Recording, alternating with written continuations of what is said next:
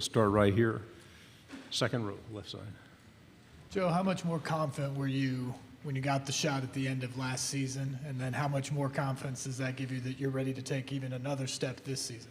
I'm extremely confident. I trust the guys around me. I trust my coaches to go through the preparation with me confidently. So, I'm extremely confident, and I'm ready for it. Right side, third row.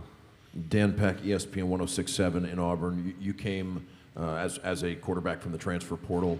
We're seeing that more in college football. What are the most important things that a newly arrived veteran quarterback needs to do to win over a locker room and to show the guys that he's ready to lead them on the field?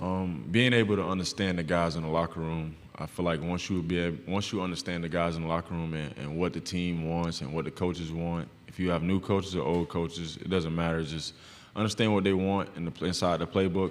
Understand your playbook. I feel like the playbook is the main thing. Because once you know that, then the guys around you are kind of rally to you to, get your help or see how you see it. Because every mind in here thinks differently. So, just being able to see that and process that will be fine. Front row, left side.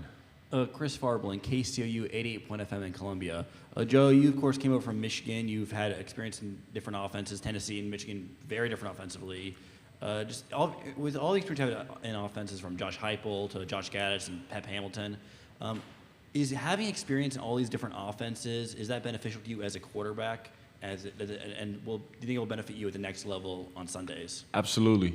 The terminology for each three of those coaches was different. Being able to have Coach Pep as a pro-style guy, more of an NFL terminology, and then being able to have Coach Gaddis where it's more of a kind of a pro-style but spread-ish, and then having Coach Ike where it's just, spread and making plays, right? So it does help and translate to the next level because you get different terminology, like I said, and you get different mindsets of how the plays work and, how to prepare for those plays, how to read those plays. So the ins and outs of things turn different. On the aisle, fourth row. Joe, good afternoon. Corey LeBounty with WNSP 105.5 in Mobile, Alabama. I know in the summertime you work on your game constantly, but at the Manning Passing Academy, you were able to launch an absolute rocket close to 80 yards, standing still. What is the furthest you've thrown and feel comfortable throwing the football? I actually don't know the furthest I can throw the ball. I kind of just let it go. It's a mindset thing. As a quarterback, once you feel like, somebody's too far, then they're going to be too far from you, right? I kind of just let it go, no matter where they at. Front row, AP. Hey, Joe. AP Stedham, AP and Kelly, as we see it, syndicated radio. Joe, what have we not seen from Brew McCoy yet? There's a lot of things you haven't seen from Brew. He's a different person now than he was last year. I feel like that's everybody on Tennessee's team. We're different from last year. So the more explosive plays from him, pretty much anything you can name, Brew can do. So whatever it takes, Brew's going to get it done. And he also let me know that pretty much every day. Left side, second row. Hey, Joe. Ben Bobick, Local 3 News in Chattanooga. It was no surprise or secret the relationship that you had with Hendon Hooker last year. What is one of the bigger one or two things that you learned from him in that year, backing him up last year, that you're going to take into this season? Becoming a pro is one of them. I feel like that's the main thing I could take from Hendon, just becoming a pro. Obviously he's older than me, so I never had no one that actually treated me like I would say a little brother, but feel me, but but I never had nobody treat me like a little brother, and that's what he did. I wouldn't say it was under the wing because we was going hand to hand. It was a 1-2 punch no matter what, because if he needed anything, I was there. If he ever came to the sideline about a play or about a coverage, I was there no matter what. It can be anything, it can be anybody. I was there to help first. I feel like that's one thing that he led and contributed as a teammate and as a big brother. So it was great. Right side, second row. Garrett Chapman, 92.9 The Game in Atlanta. Kind of building off of what you were just saying about Hendon, what sort of things did you take from him? I know he had that experience in Athens. You got the Dogs here in Knoxville, up here in Tennessee. What did you learn from him about that experience, and then what are you looking forward to about taking on Georgia again in 2023? I don't know how to answer that question. I feel like we prepared well enough. What's the experience to what we wanted? Absolutely not. But at the same time, you know, he played his heart out. He gave it his all for Tennessee, and that's all that mattered in that situation. So that's what I'm gonna do for this year: give my all for Tennessee. Left side, third row. Vince Ferrara, 99.1 The Sports Animal in Knoxville. Joe, good to see you. Hendon, I have two quick questions. Hendon said you were cooking him dinner earlier this week. What'd you cook him for dinner? I cooked my baked spaghetti. Yeah. All right, and then follow up. You're such an energetic, positive guy with your teammates. How do you balance between that and then holding guys accountable when you need to give them kind of some tough love? Most definitely.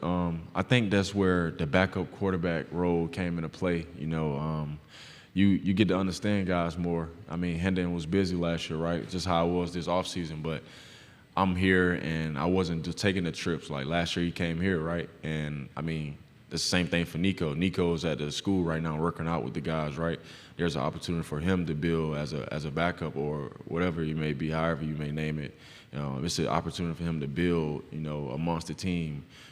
For me, my best way to get connection with guys is handshakes, right? So as a man, you want to, as a quarterback, right? I was a backup, so as a quarterback, I got handshakes with guys that barely even played, right? But that makes them feel special. So that's what I'm willing to do. I want guys to feel special on the team. Doesn't matter if they don't play or not, right? They contribute, they're on the team, so they matter. Right side, second row. Yeah, I think everybody in the world knows you have a hell of an arm. Obviously, going into this year, I think a big conversation now is, since you've been a backup quarterback and you've been able to learn from people like Hendon, are you excited to be able to show up the mental side of your game as well this year? Absolutely. I'm just ready to show off my game, period. It means a lot to me to show off to myself, you know. I mean, nothing else matters. You know, once you make yourself happy, I feel like you'll be good to go. So. Right here. You came from the Big Ten to the SEC. Auburn just signed a quarterback coming from the Big Ten to the SEC. I won't mention which school he's coming from because you guys a bit of a rivalry there. But what's different about playing in the SEC against as opposed to the Big Ten, and what's similar about the two leagues? Yeah, the size. Guys are actually they may be 200 plus, right? But they're running. Those guys are running. For example, my first, I say, big SEC game. I wouldn't mention who it was, but I was running and I saw the goal line and I was so happy. I'm thinking that I'm gonna score, right? And I just feel a big old hand come across my visor and I just went with it. So at the same time, I'm like, man, I think this game is real. Those guys in the SEC can run and they're fast. Back row. Patrick Brown, 24/7 Sports. Joe, a couple quick things. You said you talked about the handshakes. How many players do you think you have handshakes with? 85% of the team.